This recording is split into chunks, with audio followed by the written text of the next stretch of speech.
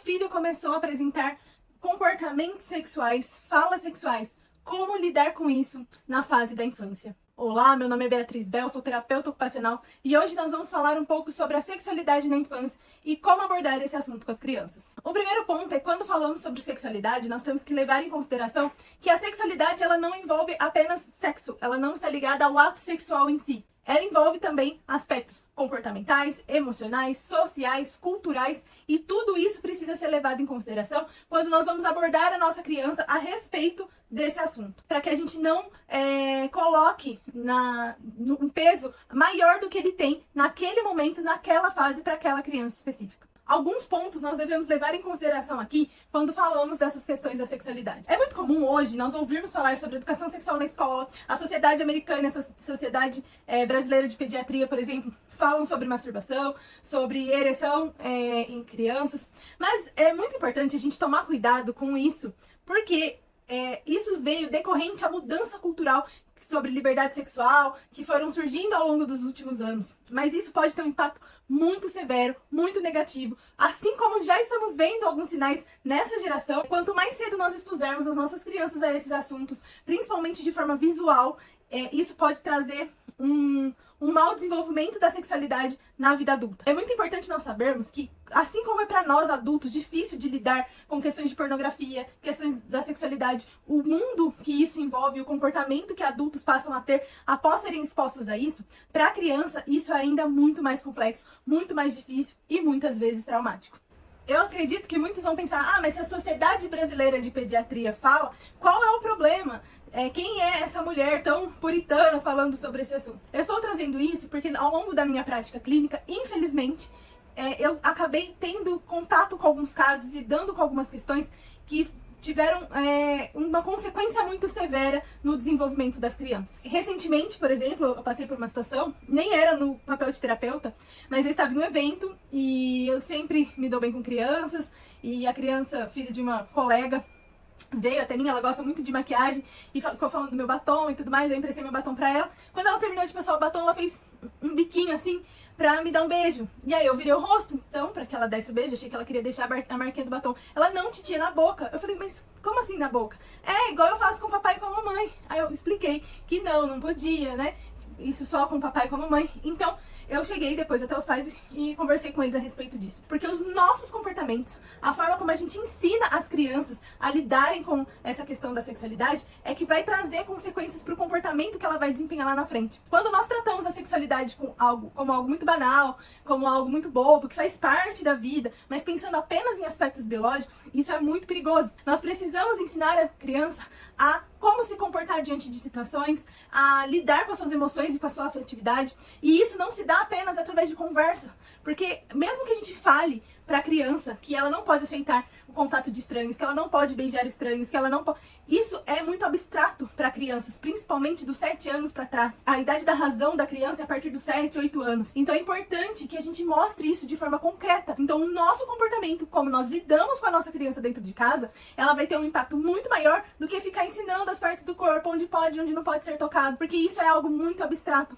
para as crianças. Principalmente quando nós estamos falando de crianças com algum transtorno do desenvolvimento, como TEA, por exemplo. Muitas vezes as pessoas perguntam, mas como falar de emoções com TEA? Porque é difícil para eles expressarem ou compreenderem as emoções das pessoas ao seu redor. Mas é fundamental, justamente por conta disso, que nós ensinemos e falemos com eles sobre essas questões emocionais. Porque é só ensinando eles a lidarem com as suas emoções, ensinando eles a controlarem seus impulsos, mostrar para as crianças que nós não damos vazão às nossas emoções o tempo todo. Então a gente não fica com raiva a hora que a gente quer, a gente não sai beijando e abraçando todo mundo a hora que a gente quer. Tem tempo para que as coisas aconteçam, tem locais, tem pessoas com as quais nós podemos nos relacionarmos de formas diferentes. Isso é fundamental para o desenvolvimento da sexualidade da criança. E tudo isso começa quando? Dentro de casa. Quando nós estamos ensinando a criança ali, já desde o relacionamento dos pais, a ter um ambiente seguro, um ambiente afetivo forte, estruturado emocionalmente, onde ela sente segurança para falar sobre os assuntos, para mostrar, para lidar com essas questões e não se sentir sozinha em determinadas situações quando coisas diferentes acontecem na vida delas. É muito comum que com crianças com transtorno do desenvolvimento, síndrome de Down, TEA, quando chega na parte da puberdade, os hormônios aflorados elas passem a ter comportamentos sexuais mais visíveis. Então é fundamental que esses comportamentos eles sejam moldados ali desde antes da puberdade acontecer. Quando nós falamos de níveis de suporte mais avançado, nível de suporte 3, em que a criança ela tem um cognitivo ali mais atrasado, então a gente pode, por exemplo, contar com a ajuda médica para questão de inibir um pouco essa parte sexual da criança. Ai, mas isso não é castração química. Não, não é isso. Mas é para ajudar no controle desses impulsos. E aí procurar profissionais que saibam o que estão fazendo, que são adequados na contextualização dessas necessidades dessa criança. Mas então, o que fazer? Como evitar que a criança tenha essa visão deturpada da sexualidade? Como fazer com que isso impacte ela de forma menos negativa ali na frente? Como passar na frente da escola, né? Não deixar que a escola ensine para os nossos filhos, para as nossas crianças, né? O que é certo e o que é errado. E não estou colocando a escola como um vilão. Mas a escola faz parte desse sistema que tenta mudar culturalmente os nossos pensamentos. Então é importante que a gente saiba como fazer isso já desde dentro de casa. E algumas coisas que são muito sutis e comuns que nós podemos fazer e que vai fazer toda a diferença. Desde os primeiros anos de vida, ensinar a criança a ter pudor, a saber o seu lugar de intimidade, não tomar banho junto com a criança, evitar esse comportamento de beijar na boca da criança, não deixar crianças tomarem banho com outras crianças até depois dos 4, 5 anos. Tem gente que fala até o 7º ano por conta da idade da razão, que ela começa a ter essas percepções lá na frente, mas é sempre bom a gente tomar cuidado, porque a gente nunca sabe, né, quando a criança de fato vai começar a ter essas percepções. Não tomar banho pelado, pai, junto com a criança ali, né, principalmente de sexo oposto, porque você tá expondo visualmente a criança. Cuidado com as telas, não deixe a criança muito tempo em tela. Cuidado com o filme que você está assistindo perto da criança. Tenha cenas de comportamentos sexuais. Se a criança, principalmente meninos que têm ereção ali nos primeiros anos de vida, geralmente essa ereção acontece porque ela tá feliz, porque ela tá tranquila, porque ela tá em ócio, e aí ela acaba querendo mexer ali nas suas partes íntimas. Então, já direcionar a criança para outra coisa. A criança não tem essa conotação sexual, então não coloque esse peso, mas direcione a criança com outras atividades. Evita, né, de ficar reforçando esse comportamento, tipo, tira a mão daí, não sei o que, só desvia a atenção da criança para outra coisa. A criança que ela é muito pequena, a gente não precisa colocar peso nas coisas. Então, por que o meu amiguinho tem isso e eu não tenho, né? Então, explicar assim que meninos são diferentes de meninas, mas sem prolongar muito, sem ficar trazendo nomes biológicos para as coisas. Ensinar que as partes são íntimas, às vezes é mais importante do que ficar nomeando as partes do corpo, para ele entender que isso remete de fato a uma questão de intimidade. Trocar de roupa sempre separado da criança. Ai, mas que bobeira. A criança, gente, pode não ter essa percepção ali nos primeiros anos, mas isso pode ter consequências muito mais efetivas do que você ficar falando pra ela: não dê atenção pra estranhos, não acende bala de estranhos, não deixe que estranhos toquem as suas partes íntimas. Porque essas crianças, elas vão estar em outros ambientes, como escola, terapia, enfim. Essas pessoas, elas acabam se tornando pessoas de confiança pra criança. E a gente nunca sabe o que vai vir disso. Infelizmente, nós não temos controle sobre isso. Então é melhor já ensinar desde antes a ter esse cuidado. A criança, ela vai ter muitas vezes dificuldade de entender só a nossa fala. Tem um vídeo em que tem um experimento feito que os pais falam para a criança não aceitar coisas de estranhos. E um estranho combinado com os pais se aproxima dessas crianças, dá pirulito, chama elas para saírem do parque, e o próprio estranho pergunta pra criança: mas você deveria estar falando com estranhos? E a criança responde: mas você não é estranho, a gente já está aqui conversando há um tempo. Então é fundamental que a gente tome cuidado, porque a criança, ela não é abstrata, a criança, ela é muito concreta. Então esses detalhes, eles fazem muito mais diferença do que a gente só falar pra criança, principalmente com crianças que têm atrasos no desenvolvimento. Outro detalhe: criança não namora. É muito importante a gente tomar cuidado. Parece uma brincadeira inofensiva, parece uma coisa boba, mas principalmente com crianças que têm atraso no desenvolvimento. Você ficar falando que ele namora o amiguinho, se chega algum adulto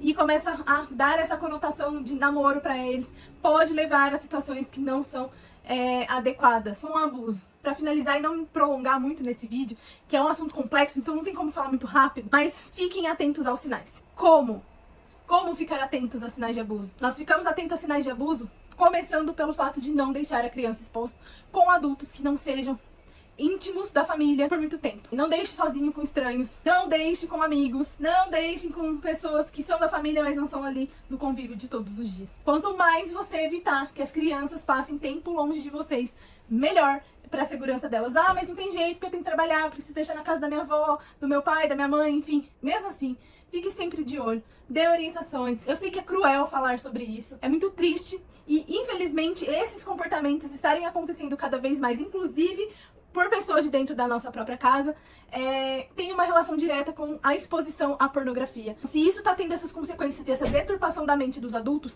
imagina o que isso não é capaz de fazer com a cabeça das nossas crianças. Então é fundamental que vocês evitem ao máximo, fiquem de olho, perguntem para esses adultos, para as crianças, o que aconteceu ali no dia. É muito complicado a gente falar de sinais muito claros, principalmente com crianças que têm um transtorno de desenvolvimento, porque os sinais eles podem variar muito. Então a criança pode passar a ficar extremamente tímida ou extremamente extrovertida, hiperativa, mas mudanças muito bruscas de comportamento já são um sinal de alerta de que algo errado está acontecendo, de que algo fora do comum ali está acontecendo. E mesmo que pessoas de dentro de casa, avós, o próprio pai, muitas vezes, e infelizmente até as mães, pode acontecer, podem estar envolvidas nesses abusos. Crianças que começam a manipular muitas partes íntimas, principalmente crianças muito mais novas, crianças que acabam falando muito das partes íntimas, ou que quer pegar nas partes íntimas de outras pessoas ao redor, principalmente falando de crianças que estão dentro do transtorno do desenvolvimento, porque elas tendem mais a reproduzir os comportamentos. A criança, quando ela tá maiorzinha e ela já tem um cognitivo mais avançado,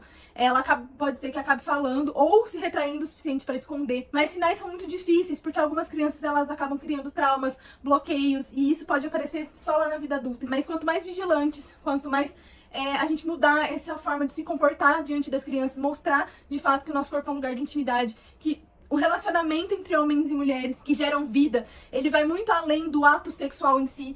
Envolve amor, envolve respeito, envolve carinho. Apesar da sociedade hoje ver isso como algo diferente, é importante a gente relembrar. O anticoncepcional aí não é o melhor caminho para se evitar gravidez, principalmente quando a gente fala de crianças e adolescentes, não é mesmo? O melhor caminho para se evitar isso é não ter relações sexuais nessa fase da vida, porque isso traz consequências, né?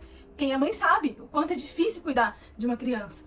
Então, e as crianças elas não estão preparadas para isso. É um assunto difícil de falar, às vezes fica um pouco pesado, né, para um momento aqui do vídeo. Mas se vocês tiverem dúvidas, quiserem saber um pouco mais, conversar um pouco mais a respeito sobre isso, podem mandar mensagem, deixar aqui nos comentários, mandem mensagem no WhatsApp, no direct, lá no Instagram, que eu estou à disposição para ajudar a resolver, a direcionar os caminhos aí, caso vocês tenham percebido alguns desses sinais, tá bom? Não esqueçam de compartilhar esse vídeo se você acha que ele pode beneficiar alguém. Deixar aqui os seus comentários a respeito do assunto, o que mais dúvidas, o que vocês gostariam de saber. Deixe um like para que esse vídeo tenha mais alcance a outras pessoas. Se inscrevam, né, para que sempre que tiver atualização de vídeo aqui, esses vídeos cheguem até vocês. É isso e até o próximo vídeo.